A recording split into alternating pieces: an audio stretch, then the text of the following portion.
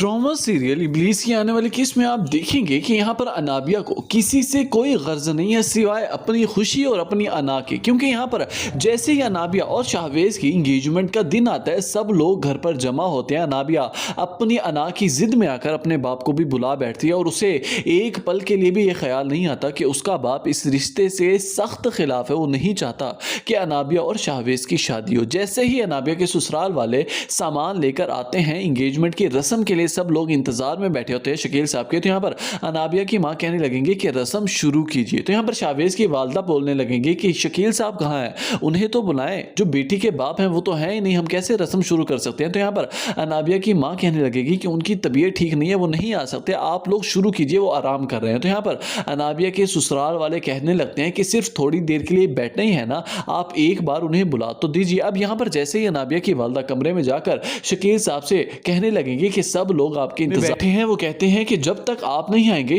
रस्म शुरू नहीं होगी। तो यहाँ पर शकील साहब कहने लगते हैं कि जाकर उनसे कह दो कि जो काम करने आया है ना, अपना काम करके यहाँ से फौरन चलते बने, मेरा उनके साथ किसी किस्म का कोई वास्ता नहीं है, जाते हुए कमरे का दरवाजा बंद करके जाना। तो फिर यहाँ से अब थोड़ी ही देर के बाद रस्म शुरू की जाती है। नाबिया की सास मुंह मीठा करवाती है, एंगेजमेंट की रिंग पहनाते हैं एक दूसरे को, यानी कि खुशी का समा होता है। लेकिन सबकी नजरों में अब शकील साहब का ये इमेज तो पेश हो चुका है कि यकीनन वो इस रिश्ते से सख्त ना खिलाफ है, जो कि अपनी ही बेटी के फंक्शन में शामिल नहीं होना चाहते। तो वहीं दूसरी तरफ आप देखेंगे कि यहाँ पर अनाबिया को कोई फर्क नहीं पड़ता, वो तो बल्कि बहुत ज्यादा एंजॉय कर रही होती है। सो व्यूअर्स, आपका क्या ख्याल है कि क्या अनाबिया की खुशी सदा बहार रहने वाली है? कीमती तरह से करना मत भूलिएगा नीचे कमेंट सेक्शन में। वीडियो अच्छी लगी हो तो वीडियो को लाइक कर दीजिए।